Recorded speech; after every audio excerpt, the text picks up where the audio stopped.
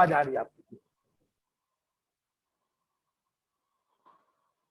एक बार गायत्री मंत्र का उच्चारण करें। ओम भूर्भुवः स्वः तत्सवितुर्वरेण्यं भर्गो देवस्य धीमहि धियो यो नः प्रचोदयात्। हे सर्वरक्षक पिता परमेश्वर, आप स्वयंभू हैं, सब जगत के जीवन के आधार हैं, कभी दुखी नहीं होते, सब दुखों से अपने भक्तों को छुड़ाने वाले हैं, सदा आनंद में रहते हैं, अपने उपासकों को सदा हर्षित रखने वाले हैं। आप अनंत ऐश्वर्य युक्त हैं, ऐश्वर्य को देने वाले हैं, सकल संसार के उत्पादक हैं, अपने उपासकों को सर्वत्र विजय दिलाने वाले हैं। हे परमेश्वर, आपसे विनती है, प्रार्थना है, आप सर्वव्यापक हैं, सर्वांतर्यामी हैं। आप अंतर्यामी रूप से ऐसी कृपा कीजिए जिससे कि हम आपके शुद्ध स्वरूप को धारण करने के लिए पूरा प्रयत्न करें, पूरा प्रयास करें, अर्थात हम सहनशील, धैर्यवान, पुरुषार्थी, तत्वज्ञानी आदि गुणों से युक्त होने के लिए पूरा प्रयास करें, जिससे कि आप अंतर्यामी रूप से हमारी बुद्धियों को इन शुभ गुण कर्म स्वभावों में प्रेरित कीजिए, इन विषयों में विज्ञान दीजिए। ये आपसे विनती है, प्रार्थना है, इसे आप स्वीकार कीजिए। इस कार्यक्रम में जुड़े हुए माननीय लखनलाल जी आर्य, मुनि जी जुड़े हुए तो माननीय मुनि जी, माननीय वेद प्रकाश जी एवं अन्य जुड़े हुए साथी मानव। आध्यात्मिक उन्नति, आध्यात्मिक शब्द को समझने का छुटके तो दो कुछ भाई, छुटके दे अभिमानी कुछ दो भाई। आत्मा अर्जुन से संबंधित ये आत्मा से संबंधित अध्यात्म और आत्मा से संबंधित उन्नति आध्यात्मिक उन्नति। आत्मा का यदि विवेक बढ़ रहा है, तत्व ज्ञान बढ़ रहा है, तो यह समझना चाहिए आत्मा की उन्नति हो रही है।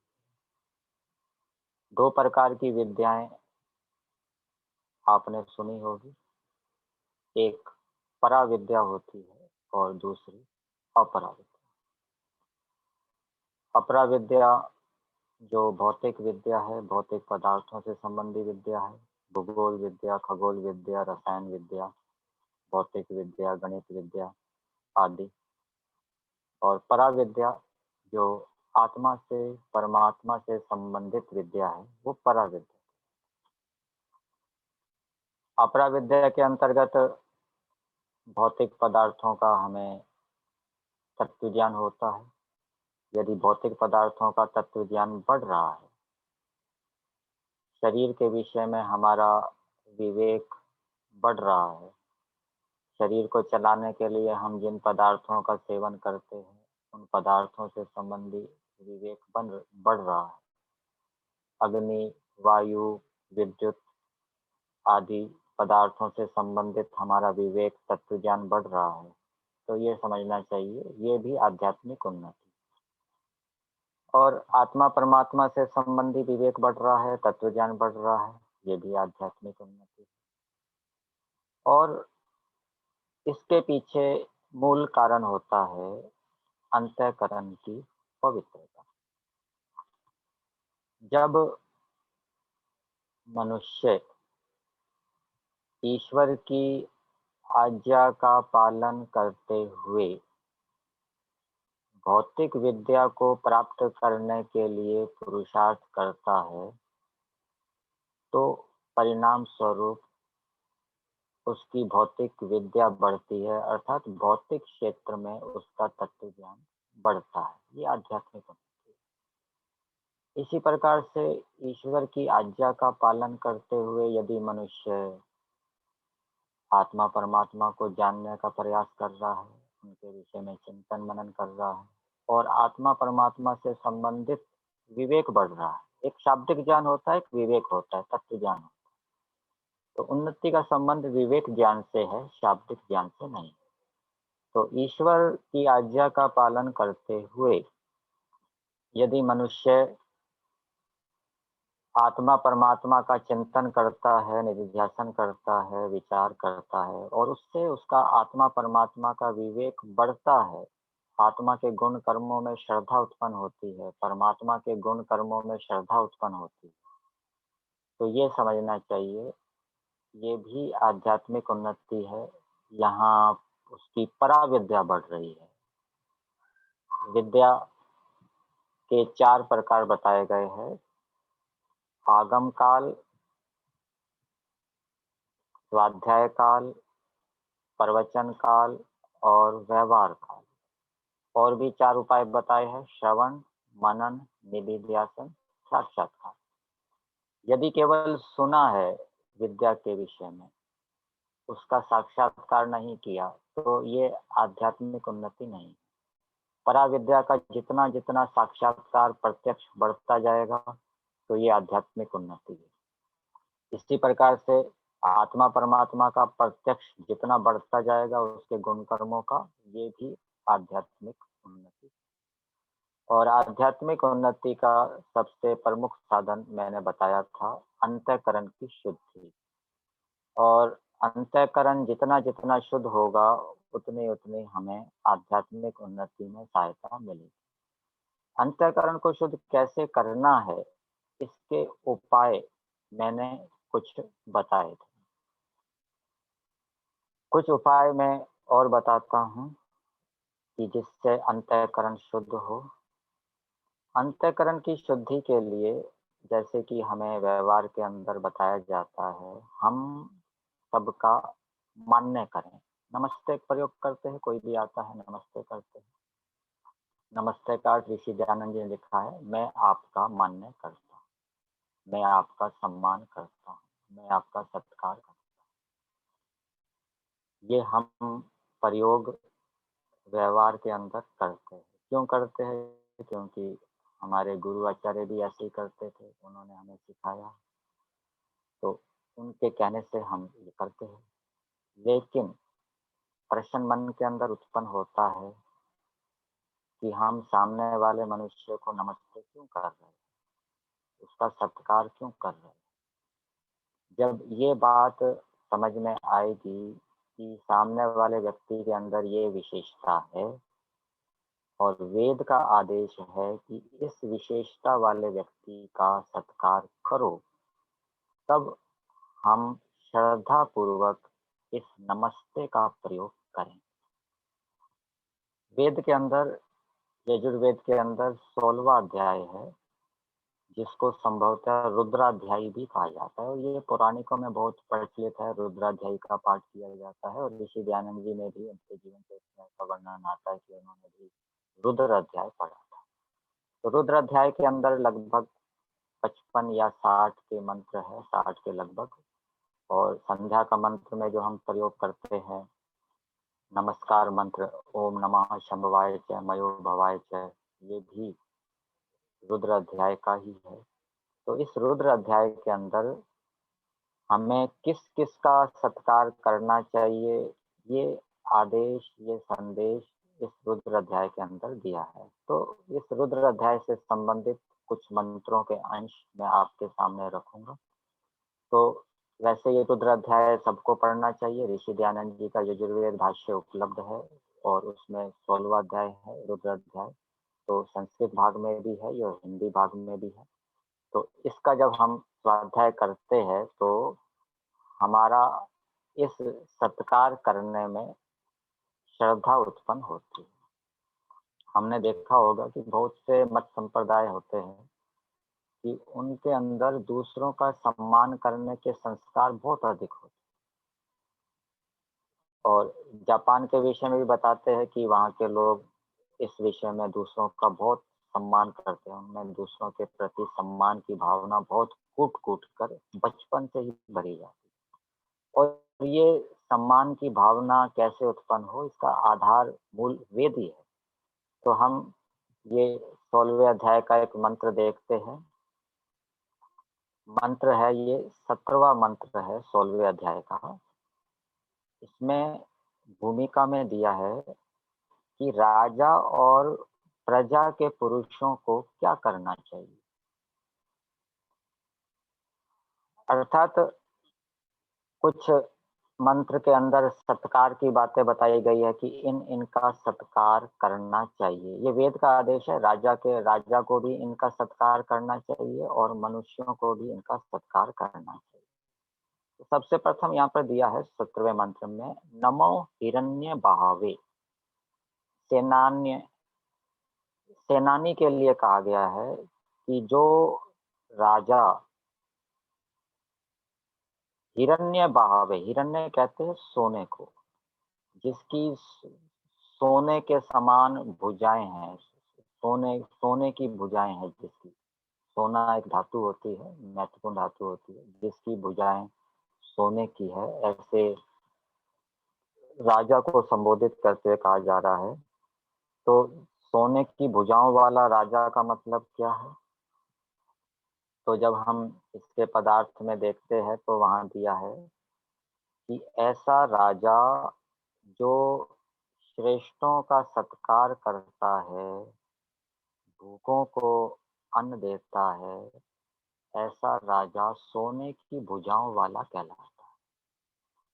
तो इससे एक बात ये भी निकलती है कि जो राजा होना चाहिए, राजा का ये कर्तव्य है कि वो श्रेष्ठों का सत्कार करे।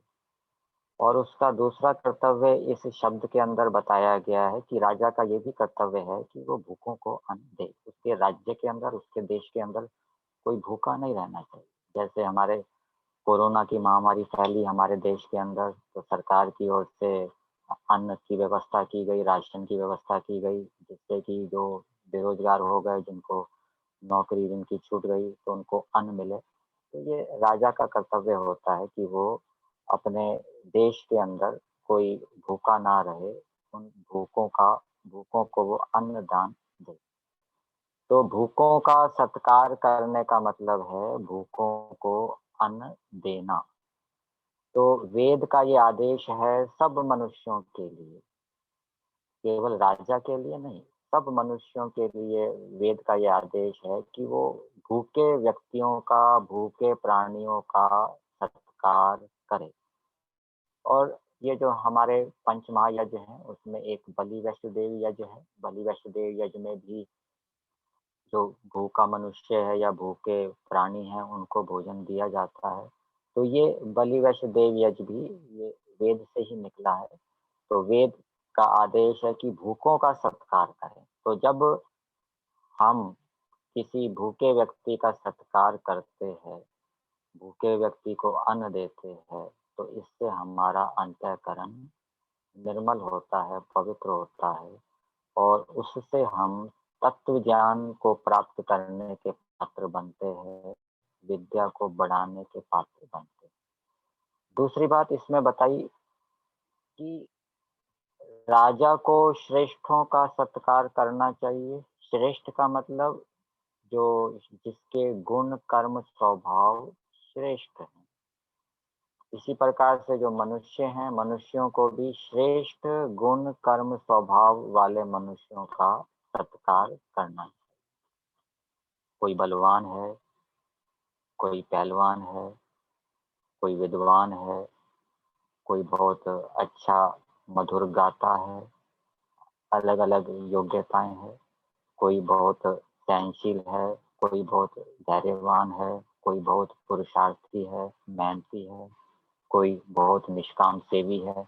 तो ऐसे मनुष्य जो अपने अपने क्षेत्रों में बड़े हुए हैं, चाहे विद्या के क्षेत्र में है, चाहे बल के क्षेत्र में है, चाहे दान के क्षेत्र में है, कोई बहुत दान देने वाला है, तो ऐसे मनुष्यों का सत्कार राजा को भी करना चाहिए और मनुष्यों को भी करना चाहिए। तो इनका सत्कार करने से हमारा अंतःकरण क्या है, निर्मल होता है।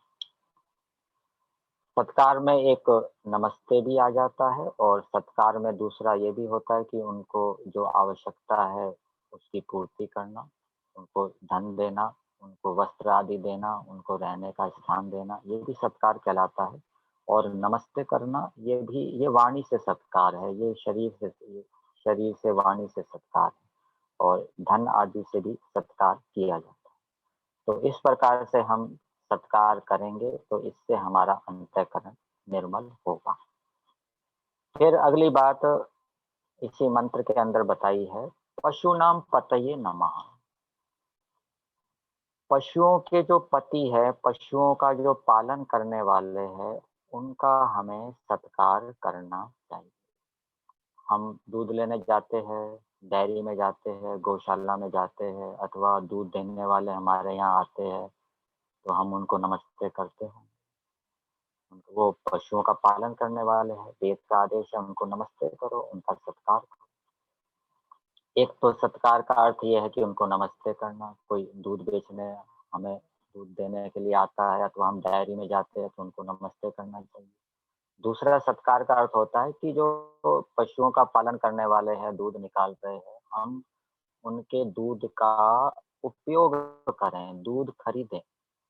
यदि हम उनके दूध अथवा दूध से बने हुए पदार्थों का उपयोग नहीं करते, तो ये उनका तिरस्कार है। इससे उनका उत्साह भंग हो जाएगा पशुओं का पालन करने में। और यदि हम दूध और दूध से बने हुए पदार्थों का उपयोग करते हैं, तो इससे जो पशुओं का पालन करने वाले हैं, उनका उत्साह बढ़ेगा और वो अधिक से अधिक इस कार्य को, वेद के अनुकूल जो कार्य है उसको करें। इसी प्रकार से कुछ पशु ऐसे होते हैं जैसे भेड़ आदि है, उससे हमें ऊनी वस्त्र मिलते हैं। ऊनी वस्त्र हैं क्योंकि ऊन पशुओं से प्राप्त होती है, हम उन ऊनी वस्तुओं का उपयोग करें। और ऐसे जो मनुष्य हैं जो इस कार्य में लगे हुए हैं, दूध डेयरी के काम में या वस्त्रों के कार्य में, उनका भी हमें सत्कार करना चाहिए, नमस्ते करनी चाहिए। तो ये वेद का आदेश है। तो इस प्रकार से हम जब उनका सत्कार करते हैं, नमस्ते करते हैं, तो इससे हमारा जो अंतःकरण है वो निर्मल होता है। फिर अगली बात इसमें बताई, पथिनाम पतये नमः। इसमें एक बात और हम देखेंगे, पशुनाम पतये नमः, यहाँ पर राजा और प्रजा प्रजा को क्या करना चाहिए, उसके कर्तव्य क्या है, ये बताए हैं। तो इस मंत्र के भावार्थ में लिखा है कि राजा जो है वो अपने राज्य के अंदर पशुओं का पालन करे, पशुओं की रक्षा करे। तो ये राजा का कर्तव्य है कि वो पशुओं की रक्षा करे और प्रजा का भी ये कर्तव्य है कि वो पशुओं की रक्षा करे। और जो पशुओं की रक्षा करने वाले हैं उनका सत्कार करें। फिर आगे ही दिया है, पथिनाम पतये नमः। अर्थात जो यात्री हैं, यात्रियों के जो पालक हैं, यात्रियों की जो रक्षा करने वाले हैं, उनका हम सत्कार करें। जब यातायात के साधन नहीं थे और मनुष्य को दूर दूर जाना होता था, तो बेचारे पैदल जाते थे और पैदल जाने में बहुत समय लगता था, शक्ति लगती थी, उससे उनको, यात्रियों को बहुत कष्ट होता था।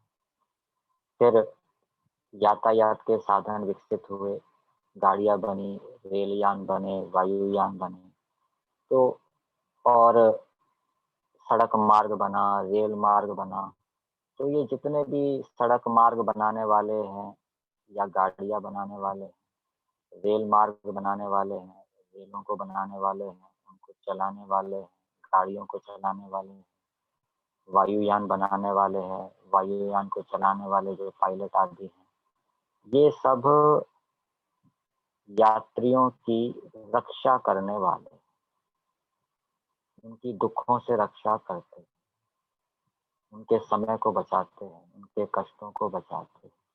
तो वेद का आदेश है कि इन यात्रियों के रक्षकों को नमस्कार करो, इनका सत्कार करो। हम यात्रा करते हैं, रेल यात्रा करते हैं तो टीटी भी मिलते हैं, बस यात्रा करते हैं तो बस के अंदर कंडक्टर भी होता है, ड्राइवर भी होता है। तो जो अच्छे कंडक्टर है, अच्छे ड्राइवर है, अपने काम को मेहनत ईमानदारी से करने वाले हैं, वो वेद की आज्ञा का पालन कर रहे हैं, वो यात्रियों की रक्षा कर रहे हैं। इसी प्रकार से रेलगाड़ी के अंदर टीटी होते हैं जो अपना काम मेहनत ईमानदारी से करते हैं, तो उनको नमस्ते करना चाहिए, उनका सत्कार हमें करना चाहिए। इसी प्रकार से वायुयान के अंदर भी एक वायुयान विभाग है, उसके अंदर कितने कर्मचारी काम करते हैं, उड्डयन विभाग है, तो वहाँ पर उन सब वो सभी क्या है, सत्कार के योग्य है, उन सबका हमें सत्कार करना चाहिए, नमस्ते करना। जो रेलवे के अंदर पुलिस है अथवा एयरपोर्ट के अंदर जो पुलिस होती है, बस स्टैंड में जो पुलिस होती है, वो सब यात्रियों की रक्षा करने वाले, उनको नमस्ते करना चाहिए, वेद का आदेश है, उनका सत्कार करना। फिर हम यात्रा करते हैं तो रास्ते में कोई पानी बेचने के लिए आता है, कोई फल बेचने के लिए आता है, कोई और खाने की चीज़ बेचने के लिए आता है। तो ये भिन्न-भिन्न प्रकार के खाद्य और पेय पदार्थ जो हमें बेचने के लिए आते हैं, ये भी यात्रियों के रक्षक हैं। यदि ये खाने पदार्थ लेकर ना आएँ, पेय पदार्थ लेकर ना आएँ, तो इससे यात्रियों को बड़ा कष्ट होगा, बेचारे भूखे रहेंगे। तो इनका भी सत्कार करना चाहिए, अर्थात इनका सत्कार करने का मतलब है इनसे वस्तुएँ खरीदना चाहिए। तो इनसे वस्तुएँ हम खरीदेंगे तो ये इनका सत्कार है और इनको नमस्ते आदि भी करनी चाहिए। तो इस प्रकार से वेद के आदेश के अनुसार जो यात्रियों के रक्षा करने वाले हैं, पथिनाम पते पति, उनका हमें सत्कार करना चाहिए। ये आदेश राजा के लिए भी है और प्रजा के लिए भी है। राजा भी जो उसके देश के अंदर यात्रियों के रक्षक हैं, जो ड्राइवर हैं, चालक हैं या रेल यान चलाने वाले हैं जिनके अंदर ये योग्यता है, उनको राजा अपने सरकार अपने विभागों में नौकरी दे, तो इससे उनका ड्राइवरों का सत्कार होगा। इसी प्रकार से जो माल बेचने वाले हैं, जो दुकान चलाना चाहते हैं, तो सरकार का कर्तव्य है कि उन्हें अ, परमिट दे दुकान खोलने के लिए, जिससे कि वो यात्रियों की रक्षा कर सके। तो ये उन पतिनाम पतये यात्रियों के रक्षक का सत्कार है। तो इस प्रकार इनका सत्कार करने से हमारा अंतःकरण क्या है, निर्मल होता है। फिर इसी 16वें अध्याय के अंदर 18वें मंत्र में नमो बबलुषाय व्याधीने अन्नानाम पतये नमः। यहाँ पर बबलुषाय शब्द का प्रयोग किया है कि राज्य के पालन धारण करने वाले में स्थित रोगी को अन्न दे, अर्थात जो सरकारी सेवा कर रहा है और रोगी हो गया है, तो राजा का यह कर्तव्य है कि वो उसका सत्कार करे। ऐसे ही मनुष्यों का भी ये कर्तव्य है कि उनके पास जो नौकरी कर रहे हैं और रोगी हो गए हैं, तो मनुष्य उनका सत्कार करे, अर्थात उनको रोग की चिकित्सा के लिए सुविधाएं प्रदान करे, पैसे प्रदान करे, तो ये उनका सत्कार है। राजा भी अपने यहाँ जो कर्मचारी है, काम करने वाले हैं, वो यदि रोगी हो जाते हैं तो सरकार की ओर से उनको अलग से रोगों की चिकित्सा के लिए धन दिया जाता है। तो ये भी राजा जो कार्य करती है, ये वेद के आदेश का पालन करती है।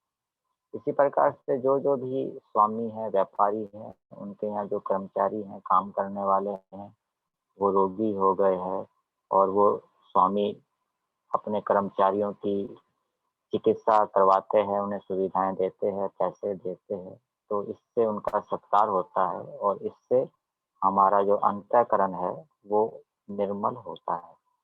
तो इस प्रकार इनका भी सत्कार करना चाहिए। जो हमारे यहाँ काम कर रहे हैं, रोगी हो गए हैं, तो उनका सत्कार करने से वेद की आज्ञा का भी पालन होता है। फिर आगे ही मंत्र में दिया है, क्षेत्राणाम पतये नमः। जो खेत के स्वामी हैं, उनका हमें सत्कार करना चाहिए। खेत के स्वामी मतलब कि जो खेत की रक्षा कर रहे हैं। खेत की रक्षा कैसे होती है? उनके अंदर फसल बो के अलग अलग प्रकार की भूमियां होती है, उसमें अलग अलग प्रकार की फसलें होती है। जो किसान होते हैं वो अपने भूमि की रक्षा करते हैं, अर्थात उसके अंदर फसल बोकर उनकी रक्षा करते हैं। यदि भूमि के ऊपर फसल ना बोई जाए तो वो भूमि बंजर हो जाएगी। तो ऐसे किसानों की जो अपने खेत के अंदर फसलों को बो रहे हैं, फसल उगा रहे हैं, उनका भी सत्कार करना चाहिए, किसानों का सत्कार करना चाहिए। और ये आदेश राजा के लिए भी है और प्रजा के लिए भी है। राजा भी किसानों का सत्कार करे, अर्थात किसानों ने जो दाल, चावल, सब्जी, फल आदि उगाए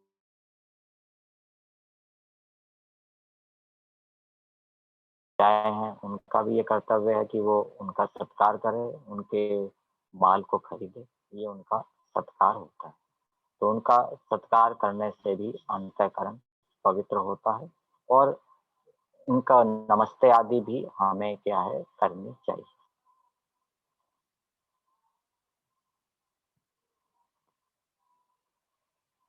फिर इसी 16वें अध्याय में मंत्र में दिया है,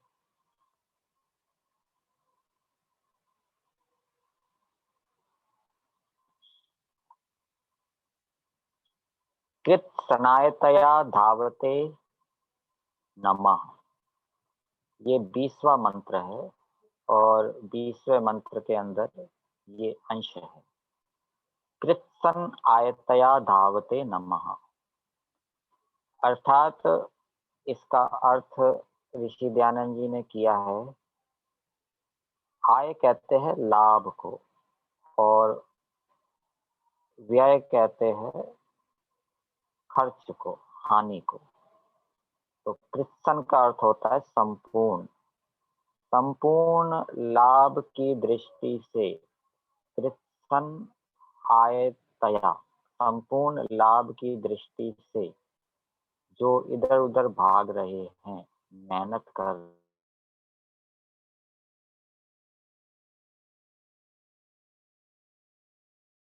और प्रजा के लिए भी, राजा भी उनका सत्कार करे और प्रजा भी उनका सत्कार करे। अब यहाँ पर ये समझना है कि संपूर्ण लाभ क्या चीज है। ऋषि दयानंद जी ने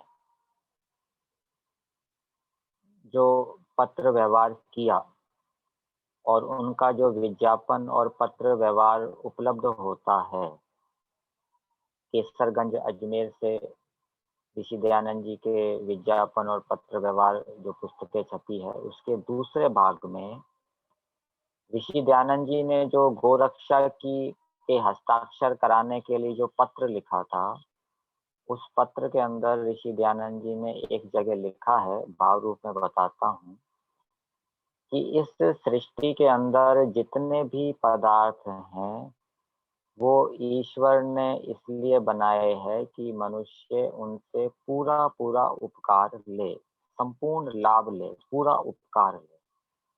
और फिर आगे लिखते हैं कि थोड़ा लाभ लेकर मनुष्यों को अपनी महाहानि नहीं करनी चाहिए।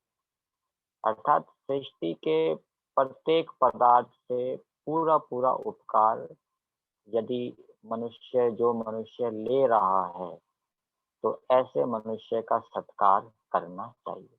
इसको उदाहरण से समझते हैं। गोरक्षा के प्रसंग में गाय आदि पशु, उनसे मनुष्य पूरा-पूरा उपकार कब लेगा?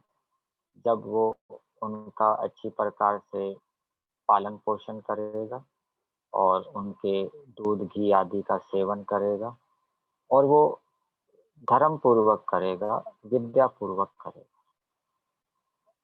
क्योंकि उनका पालन-पोषण बेईमानी पूर्वक भी हो सकता है, क्योंकि जो गाय आदि पशु है, उनके लिए चारा आदि लाना है, तो धन की यदि पवित्रता नहीं होगी, तो ये पूर्ण उपकार नहीं होगा। मतलब कि गौओं का पालन भी जो जिस धन से कर रहा है, वो मेहनत ईमानदारी का हो और उसमें जो दूध आदि पदार्थ है, वो बेचे जा रहे हैं, तो उसमें भी कोई मिलावट ना हो, सारा काम शुद्ध हो। तो इस प्रकार से गाय आदि पशुओं के पालन से, उनके दूध, घी के सेवन से, बेचने से जो उपकार व्यक्ति को होता है और दूसरों को होता है, वो संपूर्ण उपकार है।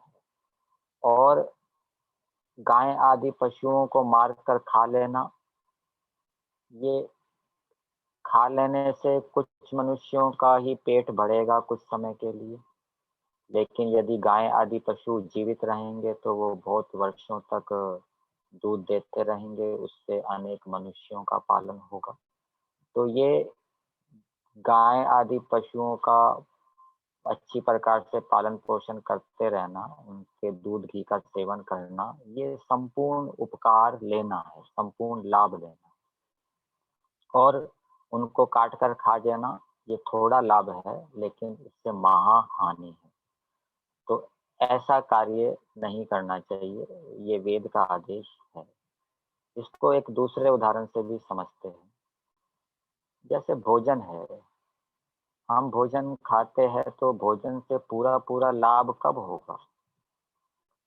तो भोजन खाने के नियम बताए गए हैं आयुर्वेद शास्त्र के अनुसार और धर्म शास्त्र के अनुसार। हितभुक, मितभुक और ऋतभुक, ये 3 बातें बताई गई है। तो जो व्यक्ति इन तीनों बातों का पालन करते हुए भोजन का सेवन करता है, तो वो भोजन से पूरा-पूरा लाभ उठाएगा। और यदि कुछ कमी रह गई, वो भोजन खा रहा है लेकिन मेहनत ईमानदारी से नहीं कमाया, बेईमानी से कमाया है, तो भोजन से उसको पूरा उपकार नहीं होगा। यदि वो भोजन अधिक मात्रा में खाता है, तो भी भोजन से पूरा उपकार नहीं होगा। और यदि व्यक्ति अहितकारी भोजन खाता है, तो भी उसको भोजन से पूरा-पूरा लाभ नहीं होगा। इसलिए भोजन से पूरा-पूरा लाभ उठाने के लिए इन 3 बातों का पालन करना चाहिए। और वेद कह रहा है कि जो मनुष्य इस प्रकार से प्रत्येक पदार्थ से पूरा-पूरा उपकार लेने के लिए मेहनत करते हैं, पुरुषार्थ करते हैं, उनका सत्कार करो, उनका सम्मान करो। भोजन का उदाहरण दिया, पशुओं का उदाहरण दिया और भी दूसरे विषयों में भी हम इसको समझ सकते हैं। फिर आगे दिया है सत्वानाम पतये नमः। सत्व का अर्थ ऋषि दयानंद जी ने किया है, एक अर्थ किया है प्राप्त पदार्थों के रक्षक और दूसरा अर्थ किया है प्राणियों के रक्षक। तो जो प्राप्त पदार्थों की रक्षा करते हैं, उनका सत्कार करना चाहिए। 4 प्रकार के पुरुषार्थ व्यवहार भानु के अंदर बताए गए हैं। कौन-कौन से हैं? अप्राप्त की इच्छा, प्राप्त की रक्षा, रक्षित की वृद्धि और बढ़े हुए धन आदि पदार्थों को अच्छे कार्यों में उपयोग में लाना। ये 4 प्रकार के पुरुषार्थ बताए। तो उसमें एक पुरुषार्थ है प्राप्त की रक्षा। तो यहाँ पर दिया है सत्वानाम पतये नमः। जो प्राप्त पदार्थों की रक्षा कर रहा है, वेद का आदेश है कि उसका सत्कार करे। जैसे विद्या भी एक पदार्थ है। वैशेषिक दर्शन की दृष्टि से वैशेषिक दर्शन में 6 पदार्थ बताए गए। द्रव्य, गुण, कर्म, सामान्य, विशेष और समवाय। तो विद्या एक गुण है। तो जो विद्या को प्राप्त करके उसकी रक्षा करता है, तो वेद का आदेश है कि मनुष्य भी उसका सत्कार करें और राजा भी उसका सत्कार करे। विद्या की रक्षा करने का मतलब है कि उसने जो विद्या पढ़ी, वो पढ़ के भी वो बार-बार उसका अभ्यास करता रहता है, उसकी आवृत्ति करता रहता है। उससे कुछ भी पूछ लो, वो विद्या के विषय में बता देता है, कोई भी शंका का समाधान कर देता है, किसी भी समस्या का समाधान उस विद्या से वो कर देता है। तो ये समझना चाहिए उसने विद्या की रक्षा की, वो विद्या वाला है। तो राजा का ये कर्तव्य है कि वो ऐसे विद्वान का सत्कार करे, अर्थात उसके पास जो विद्या है, वो उस विद्या से उसका लाभ उठाए। जैसे किसी ने डॉक्टरी कर ली है, किसी ने इंजीनियरिंग कर ली है, कोई डॉक्टर बन गया, अच्छा योग्य है, उसको उसने अच्छी प्रकार से मेहनत की है, उसको सारी विद्या उपस्थित है, तो राजा का ये कर्तव्य है कि वो उसको अपने यहाँ नौकरी दे, अवसर दे सेवा करने का। इसी प्रकार से मनुष्य भी जो हैं, वो भी इनका लाभ उठाए। उन्होंने जो विद्या प्राप्त की है, रक्षा की है, मेहनत की है रक्षा करने में, तो वो उनको अवसर दे, नौकरी का अवसर दे। प्राइवेट हॉस्पिटल भी होते हैं, सरकारी हॉस्पिटल भी होते हैं। तो ये जितने भी योग्य हैं, वकील हैं, अपना कार्य करने वाले हैं, डॉक्टर हैं, अपना कार्य कर रहे हैं, इंजीनियर है, अपना कार्य कर रहे हैं, भिन्न-भिन्न क्षेत्रों में जो विशेषज्ञ है, अपना-अपना कार्य करने वाले हैं, उनके पास विद्या है, वो विद्या उन्होंने रक्षा की हुई है, तो उनका सत्कार हमें करना चाहिए। हम डॉक्टर के पास जाते हैं, नमस्ते करते हैं। क्यों नमस्ते करते हैं? क्योंकि उन्होंने अपनी विद्या की रक्षा की है, अभ्यास से उसकी रक्षा की है, इसलिए उनका नमस्ते करना चाहिए।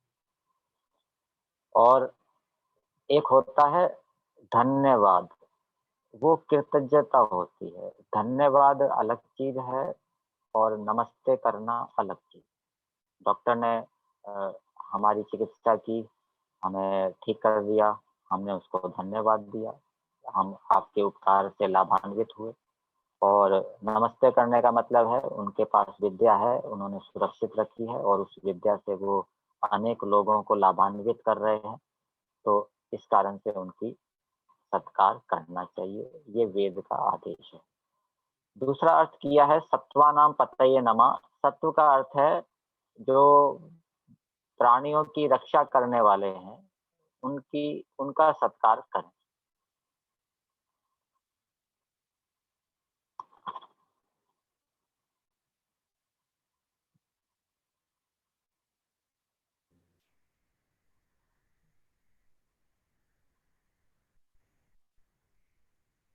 आचार्य सुखबीर शास्त्री जी। कट गया था बीच में। कोई बात नहीं, कोई बात नहीं।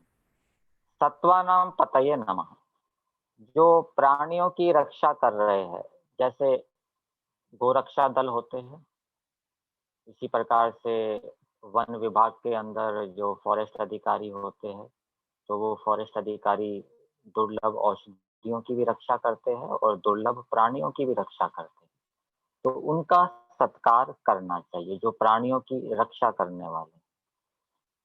तो ये वेद का आदेश है, तो उनका सत्कार करेंगे तो उससे हमारा क्या है, अंतःकरण पवित्र होगा। कभी हम जंगल में जाते हैं तो हमें वहाँ पर वन विभाग के अधिकारी मिलते हैं, तो उनका सत्कार करना चाहिए, उनको नमस्ते करना चाहिए। ये वेद का आदेश है, इससे हमारा अंतःकरण निर्मल होगा। फिर इसी 16वें अध्याय में कुछ आपको मैं उदाहरण बताता हूँ। एक यहाँ पर उदाहरण दिया है, निचेर्वे परिचराय अरण्यानां पतये नमः। तो इसका अर्थ ऋषि दयानंद जी ने लिखा है, जो अत्यंत नितराम पुरुषार्थ से विद्या, धर्म, माता पिता, स्वामी, मित्र आदि की सेवा करने वाले मनुष्य हैं, ऐसे मनुष्यों का सत्कार करो। जो विद्या की सेवा कर रहे हैं, जो धर्म की सेवा कर रहे हैं, अत्यंत पुरुषार्थ से सेवा कर रहे हैं, तो उनका सत्कार करो, उनको नमस्ते करो, उनको सुख सुविधाएं प्रदान करो, उनकी आवश्यकता की पूर्ति करो। तो अब प्रश्न उत्पन्न होता है कि धर्म की सेवा करने का मतलब क्या है? माता पिता की सेवा तो समझ में आती है, लेकिन धर्म की सेवा क्या है, मित्र की सेवा क्या है? ऋषि दयानंद जी ने सेवा शब्द का प्रयोग किया है और संस्कृत में दिया है परिचर। तो परिचर का अर्थ दिया है सेवा। तो जब हम इस परिचर शब्द को देखेंगे तो इसके आधार पे हमें पता लगेगा कि धर्म की सेवा क्या होती है और विद्या की सेवा क्या होती है। परि का अर्थ होता है चारों ओर से, और चर धातु गति और भक्षण अर्थ में होती है, और गति के 3 अर्थ होते हैं, ज्ञान, गमन और प्राप्ति। तो जो मनुष्य धर्म को चारों ओर से जानने के लिए, अच्छी प्रकार से जानने के लिए पुरुषार्थ कर रहा है, मनुष्यों का ये कर्तव्य है वेद के अनुसार, और राजा का भी ये कर्तव्य है कि ऐसे मनुष्य का सत्कार करे। तो प्रश्न उत्पन्न होता है कि धर्म को जानने के लिए पुरुषार्थ कौन करेगा? तो उत्तर आएगा कि जिसके अंदर धर्म को जानने की इच्छा है, जिज्ञासा है, जिसके अंदर धर्म को जानने की जिज्ञासा है, वो धर्म को जानने के लिए अत्यंत पुरुषार्थ करेगा। और जिसके अंदर धर्म जिज्ञासा नहीं है, धर्म को जानने की जिज्ञासा नहीं है, वो धर्म को जानने के लिए पुरुषार्थ नहीं करेगा। आपने मनुस्मृति का श्लोक भी सुना होगा, सत्यार्थ प्रकाश के तीसरे समूलास के अंदर आता है, अर्थ कामेषु असक्ता नाम धर्म ज्ञानम विधीयते, धर्म जिज्ञास माना नाम परमाणम परमम श्रुति। अर्थात जो धर्म को जानना चाहे उसके लिए सबसे उत्तम प्रमाण क्या है, अंतिम प्रमाण क्या है? श्रुति है। वेद से वो धर्म को जाने। और ऋषि दयानंद जी लिखते हैं कि भाव रूप में बताता हूँ कि बिना वेद के मनुष्य धर्म अधर्म को ठीक ठीक नहीं जान सकता। इसलिए आर्य समाज के नियम में भी लिखा है, वेद का पढ़ना पढ़ाना और सुनना सुनाना सब आर्यों का परम धर्म। तो जिसके अंदर धर्म जिज्ञासा है, वह धर्म को जानने के लिए पुरुषार्थ करेगा। तो ऐसे पुरुषार्थी व्यक्ति का सत्कार मनुष्य भी करे, राजा भी करे। अब फिर प्रश्न उत्पन्न होता है कि धर्म की जिज्ञासा किसमें उत्पन्न होती है, धर्म को जानने की इच्छा किसमें उत्पन्न होती है? सबके अंदर तो धर्म को जानने की इच्छा उत्पन्न होती है। बहुत से मनुष्य है, वो जाते हैं, रास्ते में देखते हैं सत्संग हो रहा है, कोई गुरु जी का कार्यक्रम हो रहा है, तो बस देखते हैं और आगे निकल जाते हैं। लेकिन किसी के अंदर ये इच्छा उत्पन्न होती है कि भाई सत्संग में जाएं, कार्यक्रम को सुने, विद्वानों को सुने। तो ये धर्म को जानने की इच्छा किसमें उत्पन्न होती है? तो श्लोक में दिया, अर्थ कामेषु असक्तानाम। जो इंद्रियों के विषयों में फंसे हुए नहीं हैं, जो धर्म के लोभ, धन के लोभ में फंसे हुए नहीं है, जिनको धन का लोभ नहीं है और जो इंद्रियों के विषयों में फंसे हुए नहीं है, उनके अंदर धर्म को जानने की इच्छा उत्पन्न होती है और फिर वो धर्म को जानने का प्रयास करते हैं। एक बात। फिर दूसरी बात बताई, जो विद्या की सेवा करने वाले हैं, विद्या की सेवा जो पुरुषार्थ से कर रहे हैं, वेद का आदेश है कि राजा उनका भी सत्कार करे और मनुष्यों का भी कर्तव्य है कि वो उनका सत्कार करे। यहाँ पर धर्म के विषय में एक बात और है, वो मैं बताना चाहूंगा। चर धातु के 3 अर्थ बताए थे, ज्ञान, गमन और प्राप्ति। तो जो धर्म को जानने के लिए अत्यंत पुरुषार्थ कर रहा है, उसका सत्कार करना है, और जो धर्म को प्राप्त करने के लिए पुरुषार्थ कर रहा है, धर्म को प्राप्त करने का मतलब धर्म की सिद्धि के लिए, हम संध्या में बोलते हैं, समर्पण प्रार्थना में, धर्मार्थ काम मोक्षाणाम सद्यः सिद्धिर् भवेन्न। कि हे परमेश्वर, आपकी कृपा से धर्म, अर्थ, काम, मोक्ष की शीघ्र ही सिद्धि हो जाए। तो ये धर्म की सिद्धि क्या है?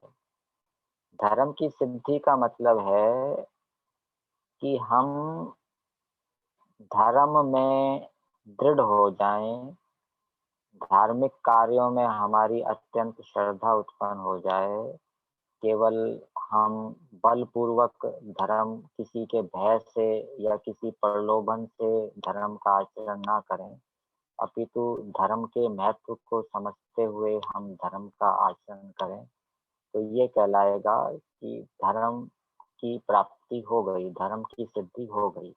अब उसको धर्म का आचरण करने के लिए सत्संग करने की आवश्यकता नहीं है, संकल्प लेने की आवश्यकता नहीं है, अंदर से ही उसका ज्ञान दृढ़ हो गया है। अब वो अंतः प्रेरित होकर धर्म का आचरण करता है, किसी दूसरे से उसको प्रेरणा प्राप्त करने की आवश्यकता नहीं। जब तक व्यक्ति दूसरे से प्रेरणा प्राप्त करता है, स्वाध्याय से या सत्संग से, तब तक वो अभी धर्म की सिद्धि नहीं है। और जब उस प्रेरणा की आवश्यकता नहीं रहती, वो धर्म में दृढ़ हो गया है, तब कहना चाहिए कि उसको धर्म की प्राप्ति हो गई है, धर्म की सिद्धि हो गई। तो जो धर्म में दृढ़ होने के लिए पुरुषार्थ कर रहा है, वेद का आदेश है कि उसका सत्कार करें। धर्म में दृढ़ कैसे होंगे, इसको एक उदाहरण से समझ सकते हैं। जैसे सत्य बोलना धर्म है, असत्य बोलना अधर्म, ये जान ली।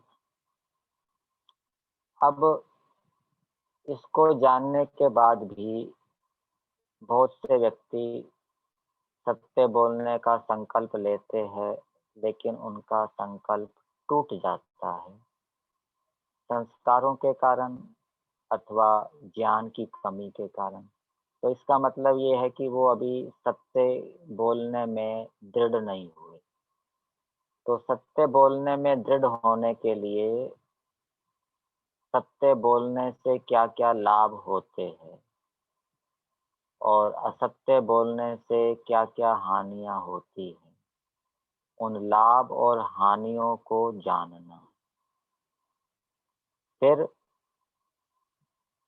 समाज के अंदर देखना कि जो सत्य बोलते हैं उनका जीवन कैसा है, वो कितने शांत हैं, सुखी हैं, और जो झूठ बोलने वाले हैं, जो झूठ बोलकर चाहे व्यापार कर रहे हैं, चाहे नौकरी कर रहे हैं, उनका जीवन कैसा है, उनकी प्रतिष्ठा कैसी है।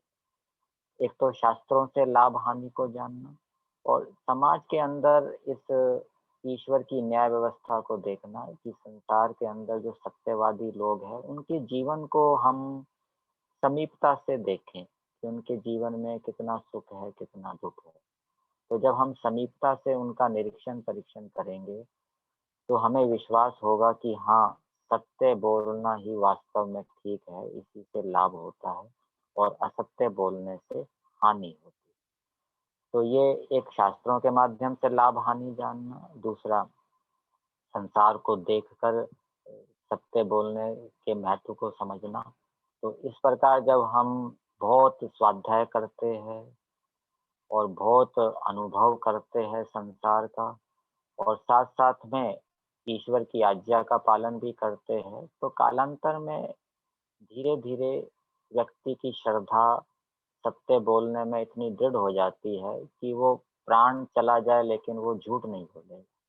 तो ये उस समय ये कहना चाहिए उसने सत्य को प्राप्त कर लिया, वो सत्य में दृढ़ हो गया। तो जो उस दृढ़ता को प्राप्त करने के लिए पुरुषार्थ कर रहे हैं कि मैं धर्म में दृढ़ हो जाऊँ, चाहे प्राण भी क्यों ना चले जाए लेकिन धर्म ना जाए।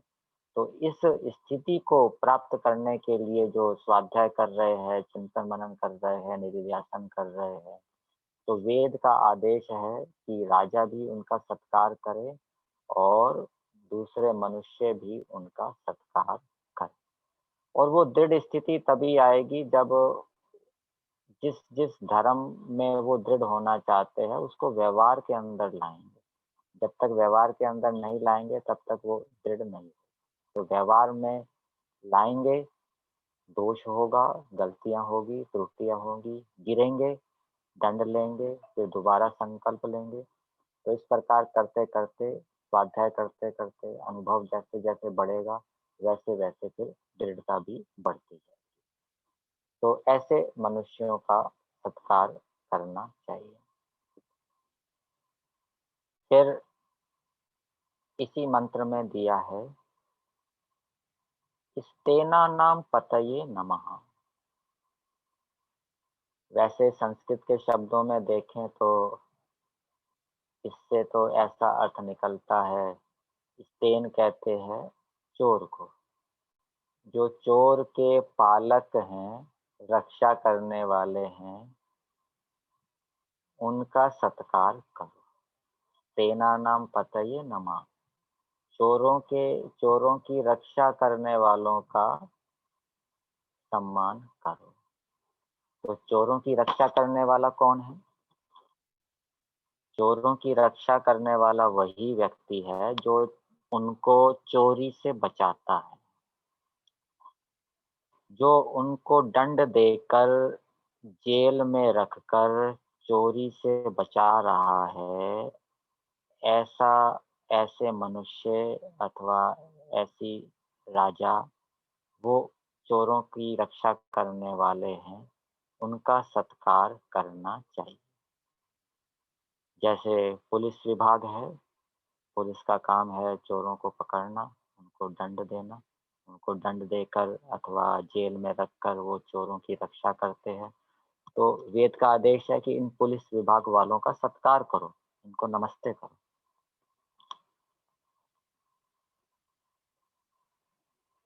तो कभी-कभी हमारा इनसे वो पुलिस विभाग वाले वहाँ पर भी घट जाएँगे, पथीनाम पतये नमः, वो यात्रियों की भी रक्षा करते हैं। उस दृष्टि से भी उनका सम्मान करना चाहिए। जब वो यात्रियों की रक्षा के रूप में है, वहाँ पर हम सम्मान करते समय क्या भावना बनाएँगे कि ये यात्रियों की रक्षा कर रहे हैं। रेल विभाग के अंदर रेलवे पुलिस होती है, गाड़ी के अंदर घूमती है, तो वहाँ पर जब हम नमस्ते करेंगे तो वहाँ पर क्या भाव बनाएँगे कि वो यात्रियों की रक्षा करने वाले। और जब वही रेलवे पुलिस वाला किसी चोर को पकड़कर दंड दे रहा है, पीट रहा है, उस समय हम उसको नमस्ते करेंगे तो वहाँ 2 भाव बन जाएँगे। वो चोर की भी रक्षा कर रहा है और यात्रियों की भी रक्षा कर रहा है।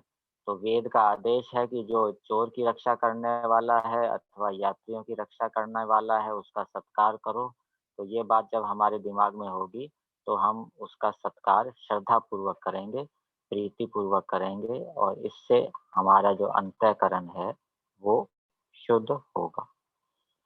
तो ये 16वाँ अध्याय बहुत ही उत्तम है, इसके ऊपर विचार करना चाहिए, इसको पढ़ना चाहिए।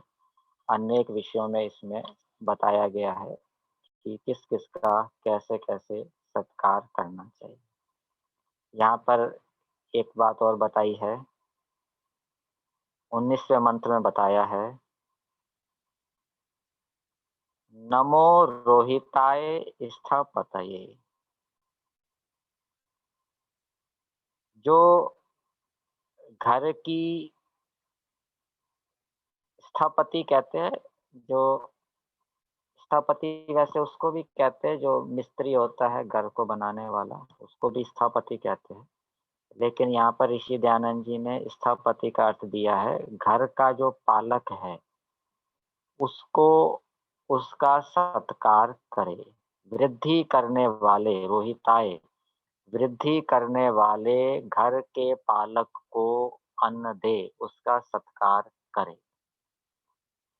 अब प्रश्न उत्पन्न होता है, वृद्धि करने वाले किसकी वृद्धि करने वाले?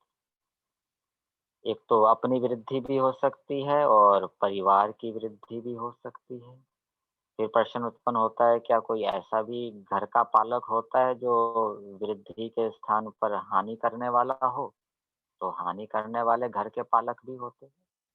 मान लीजिए कोई घर का स्वामी है, बड़ा व्यक्ति है, वो किसी व्यसन में फंसा हुआ है, शराब पीता है, तो वो अपनी हानि भी कर रहा है और परिवार वालों की हानि भी कर रहा है।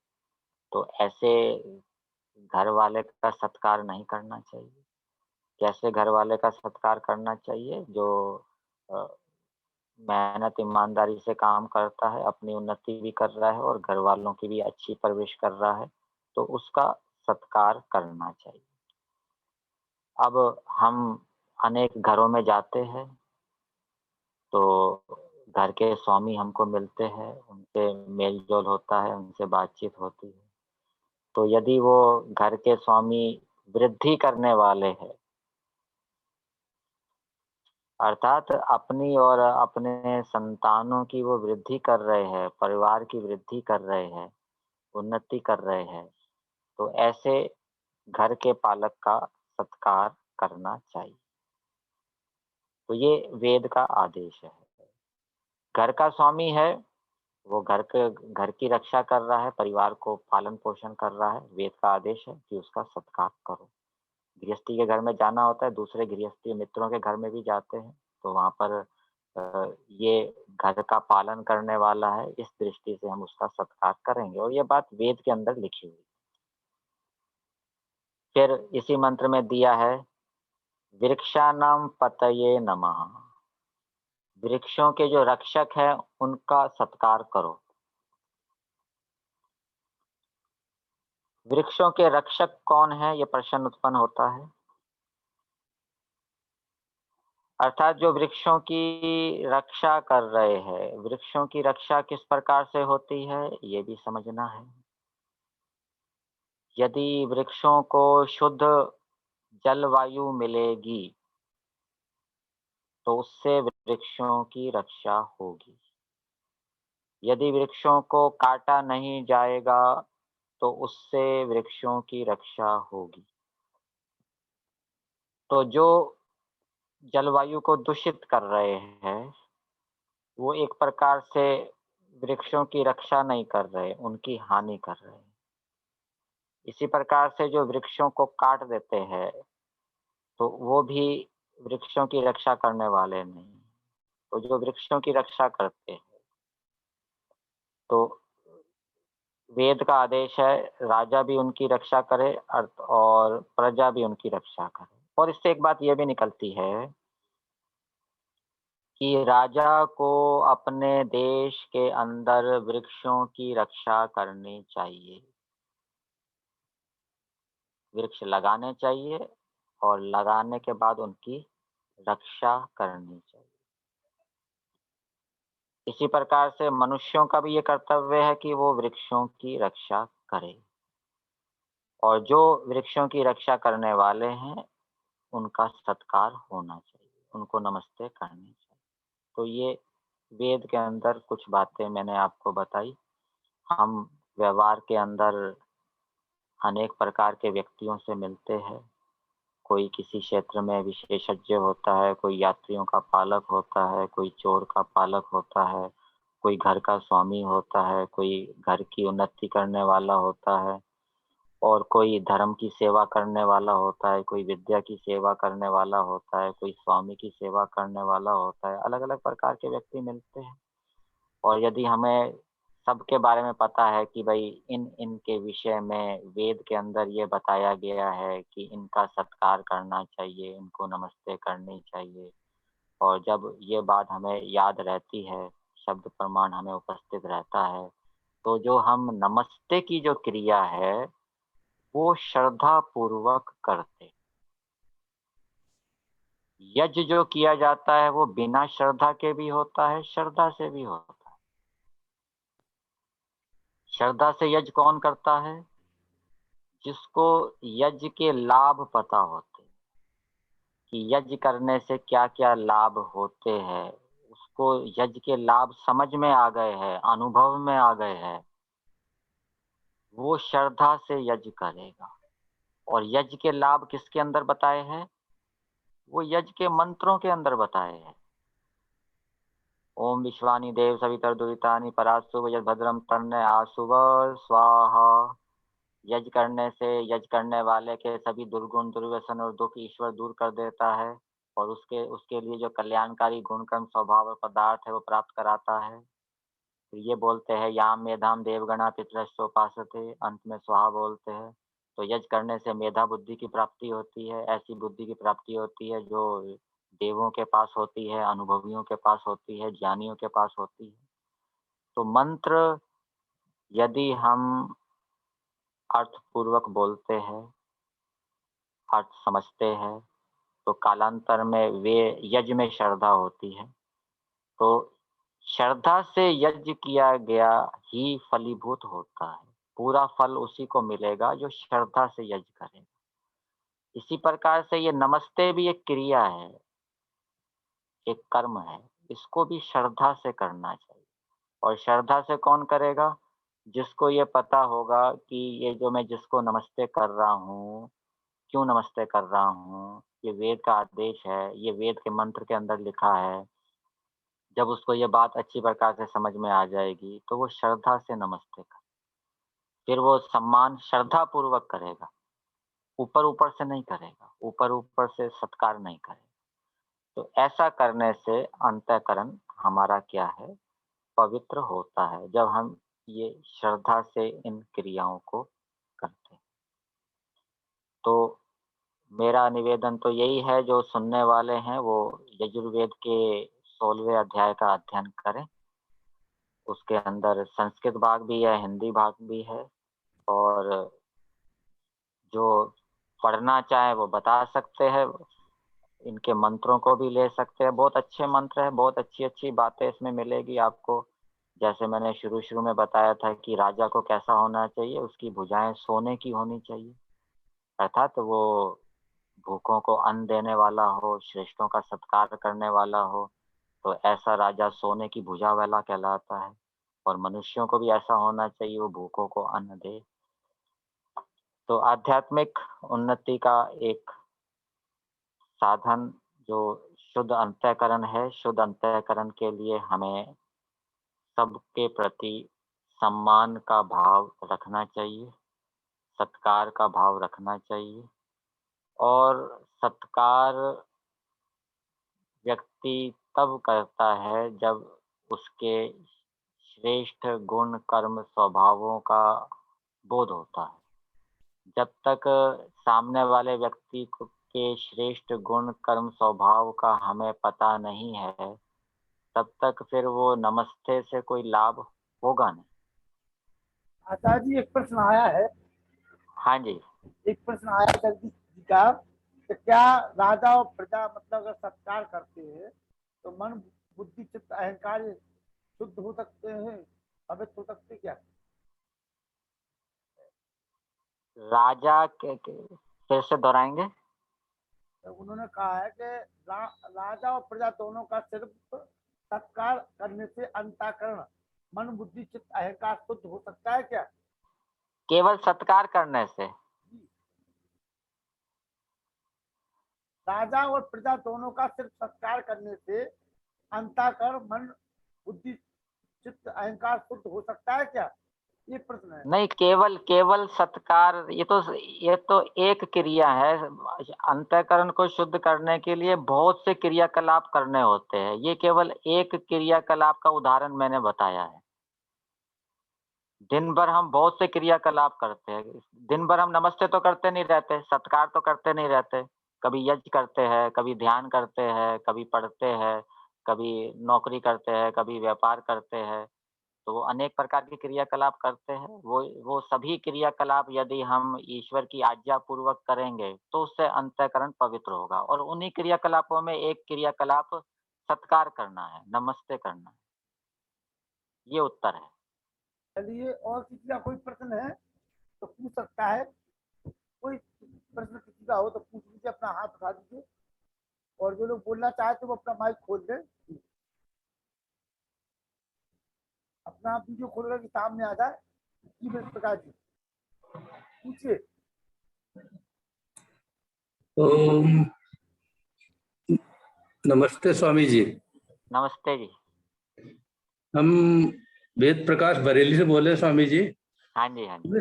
हमने सामवेद में पढ़ा है कि अगर ब्राह्मी कवच धारण कर ले तो हमारा अंतःकरण शुद्ध हो जाएगा। ब्राह्मी कवच का मतलब वेदों को पढ़े और सुने और ओम का जाप करें, तो क्या बात सही है क्या? वेदों को पढ़े सुने और केवल ओम का जाप करे, उससे अंतःकरण शुद्ध हो जाएगा। सामवेद में लिखा हुआ 1872 मंत्र। ये कुछ काल के लिए तो हो जाएगा। जी जी जी।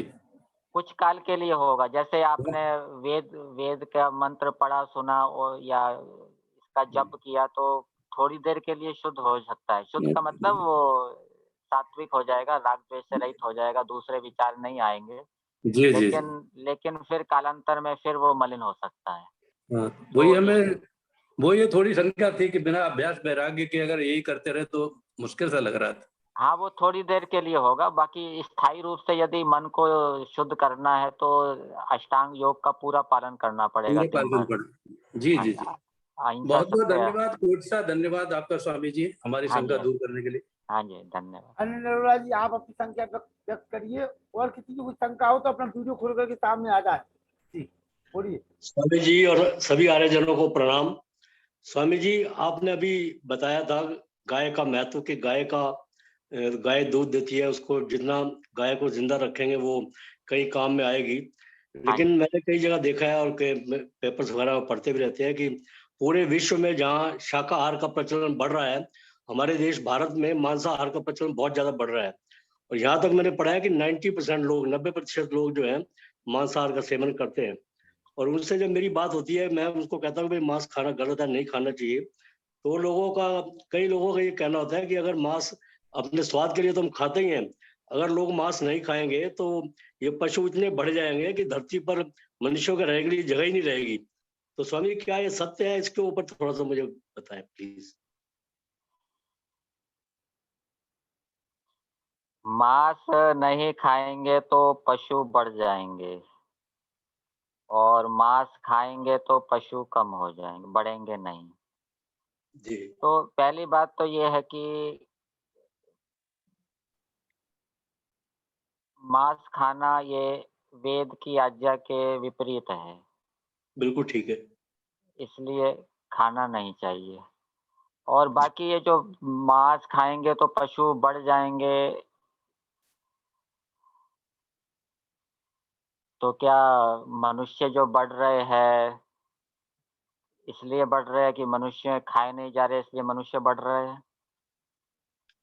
ठीक बात है, बात ठीक है। तो पशु बढ़ते क्यों है, बढ़ेंगे क्यों इतने? पशु बढ़ेंगे तो वैसे ही जैसे जनसंख्या वृद्धि होती है, ऐसे ही पशुओं की संख्या में वृद्धि होती रहती है। और वो कहते हैं कि उनको मारना जरूरी है, और अगर नहीं मारेंगे तो मनुष्यों के रहने के लिए जगह ही नहीं बचेगी धरती पर। कुछ लोगों का तर्क है ये, हालांकि ये मैं समझता हूँ कि ये कुतर्क है, लेकिन कुछ लोग इस टाइप से बात करते हैं।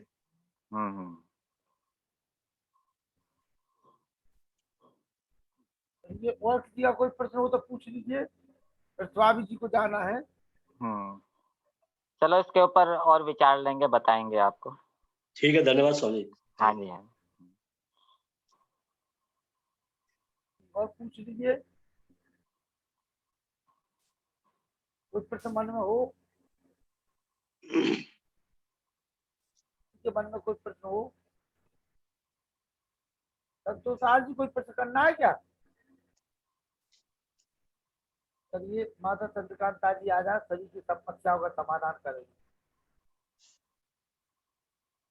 हाँ जी, नमस्ते जी, कोई प्रश्न हो तो पूछ लीजिए, नहीं हो तो आभार व्यक्त करेंगे।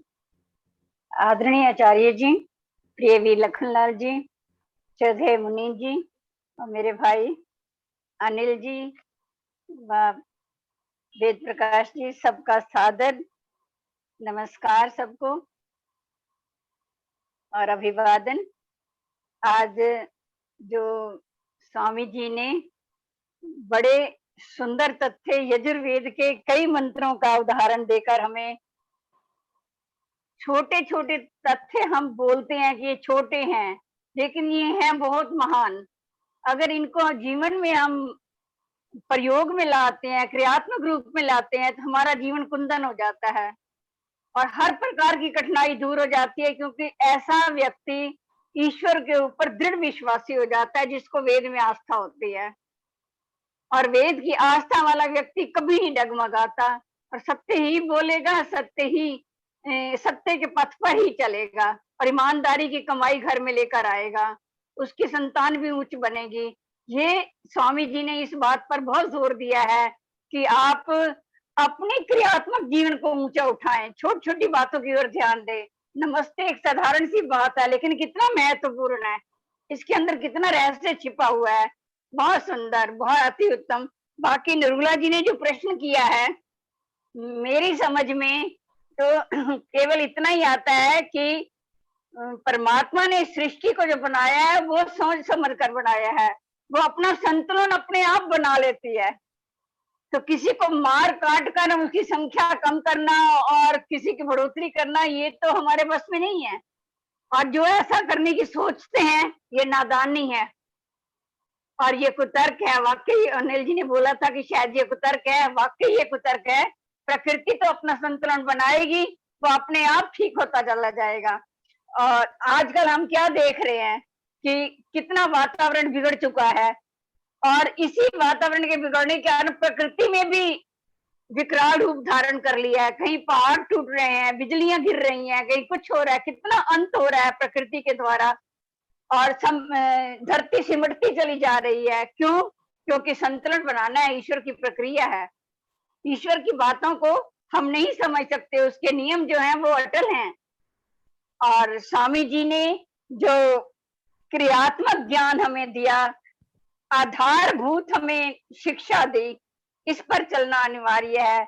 पढ़ना सुनना बहुत जरूरी है, स्वाध्याय करना बहुत जरूरी है, उससे भी अधिक जीवन में लाना और अपने आप को आदर्श बनाना, अपने बच्चों को सिखाना है तो हमें खुद पहले बनना पड़ेगा, तभी बच्चे सीख जाएंगे। अति आभार, अति धन्यवाद। और प्रिय वीर लखनलाल जी का तो बहुत बहुत धन्यवाद। आप स्वामी जी को ले आते हैं, हमारा बहुत उद्धार होता है।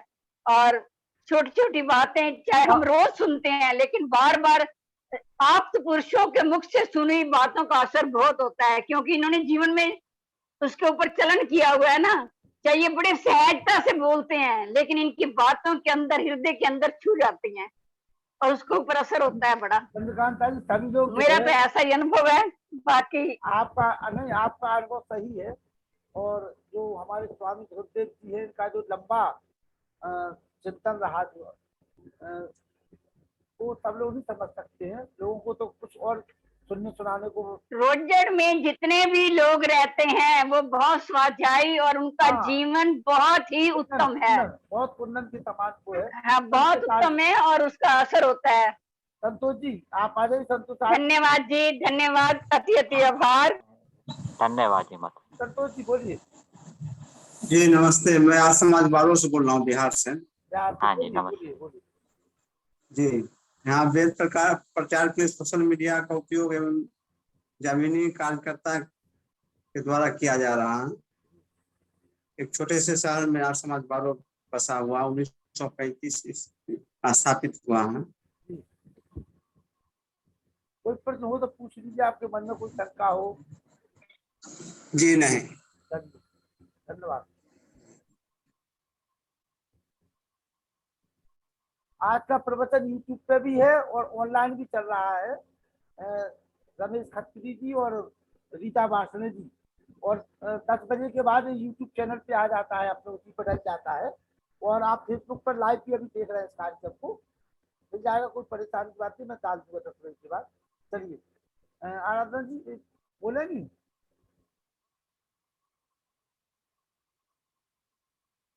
तो निवेदन करूंगा मैं, और किसी का कोई प्रश्न हो। चलिए वेद प्रकाश शर्मा जी शांति पाठ कराइए। प्रश्न हो, किसी के मन में कोई शंका हो।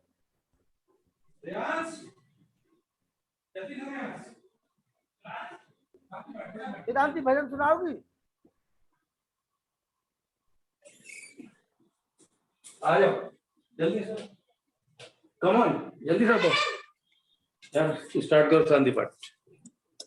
ओम दो शांति अंतर संगम शांति पृथ्वी शांति राप शांति रौषधे शांति वनस्पतय शांति विश्वेदेव शांति व्याम शांति सब शांति शांति देव शांति गाना शांति रेदि ओम शांति शांति शांति।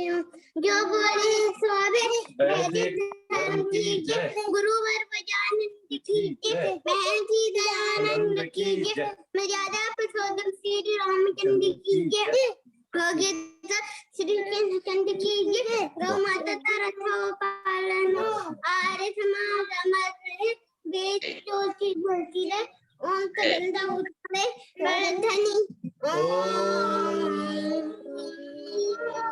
वेद तभी सबको नमस्ते जी, सबको सादर नमस्ते जी, सबको सादर नमस्ते जी। नमस्ते स्वामी जी, बहुत बहुत नमस्ते, बहुत बहुत आभार। हार्दिक अभिनंदन, हार्दिक अभिनंदन। स्वामी आज श्यामा प्रसाद मुखर्जी की पुण्यतिथि थी। तो लाने बोलना चाहे तो बोल दीजिए, कोई दिक्कत नहीं, बोलिए बोलिए। श्यामा अब प्रसाद तो चले गए सब। नहीं, स्वामी जी जुड़े, सब लोग जुड़े, बोलिए। मैं तो केवल इतना ही कहना चाहती हूँ कि श्यामा प्रसाद मुखर्जी जो थे वो संघ के संस्थापक थे। तो उन्होंने कश्मीर सत्याग्रह 1953 में शुरू किया था। कश्मीर में बिना परमिट के कोई नहीं जा सकता था, लेकिन श्यामा प्रसाद मुखर्जी ये कहा करते थे कि अपने ही राज्य में बिना परमिट के प्रवेश पाने के लिए क्यों मनाही है, हमें परमिट की आवश्यकता नहीं है, हम बिना परमिट ही जाएंगे। तो वो बिना परमिट लिए कश्मीर में प्रवेश करने के लिए उन्होंने 11 मई 1953 को लखनपुर में उनको गिरफ्तार कर लिया गया था और श्रीनगर की जेल में रखा गया। इसके खिलाफ देश भर में बहुत सत्याग्रह हुए, विरोध भी हुआ, बहुत ज्यादा प्रदर्शन बड़े हुए। मुखर्जी ने सत्याग्रह जारी रखा, लेकिन 1.25 महीने तक जेल में रहने के पश्चात उनकी हालत जो थी वो बहुत क्षीण हो चुकी थी और अंत में उनका 23 जून को 1953 में उनके जेल हुई थी उनको, और अंत में उनका वही देहांत हो गया था 1992 में। उन्होंने तत्कालिक भाजपा के अध्यक्ष जो थे कन्याकुमारी के से लेकर एकता यात्रा उन्होंने निकाली और इसका उद्देश्य था कि श्रीनगर के लाल चौक पर जाकर हमने कश्मीर में तिरंगा फहराना है और अनुच्छेद 370 हमने हटाना है। लेकिन वहां के आतंकवादियों ने ये घोषणा कर दी थी कि हम किसी भी अवस्था में लाल चौक पर झंडा नहीं फहराने देंगे। उस समय केंद्र में वीपी नरसिंहा राव की सरकार थी, लेकिन सरकार ने अलगाववादियों के ऐलान जो कर रखा था, फिर भी भाजपा के जो अधिकारी थे वो किसी भी हालत में तिरंगा लहराने से मुड़ना नहीं चाहते थे, इसलिए उन्होंने ऐलान किया था हम तो अवश्य जाएंगे। वो अड़े रहे और अंत में मुरली मनोहर जोशी और नरेंद्र मोदी जी सहित अन्य नेताएं हवाई जहाज के द्वारा उनको ले जाया गया और वहां जाकर उन्होंने सुरक्षा प्रबंध बड़े गहरे किए गए और वहां जाकर तिरंगा फहराया। इस प्रकार इस धारा 370 को हटाने के लिए बड़ा आंदोलन हुआ, जो अंत में हमारे वर्तमान प्रधानमंत्री ने 5 अगस्त 1999 में 370 की धारा को हटाया था और मुखर्जी का सपना पूरा किया था। ये उनका बहुत बड़ा सपना था। और उनका दूसरा सपना था, सत्याग्रह किया था अडवाणी के साथ मिलकर कि राम मंदिर बनाना है, वो भी हमारे प्रधानमंत्री जी ने साकार किया और राम मंदिर बन रहा है। ये दोनों सपने हमारे तत्कालीन प्रधानमंत्री ने पूर्ण किए हैं। आज मुरली मनोहर जोशी जी को शत शत नमन। धन्यवाद। बहुत बहुत आभार। धन्यवाद। नरुला जी नमस्ते जी। नमस्कार जी। नमस्कार लखन जी। हाँ, नमस्कार। स्वामी जी नमस्ते भाई साहब। स्वामी जी से नमस्ते करते हाँ जी, सबको नमस्ते। चलिए सभी को नमस्ते जी। कल मिलते हैं पुनः आध्यात्मिक उन्नति के नए नए साधनों के साथ में।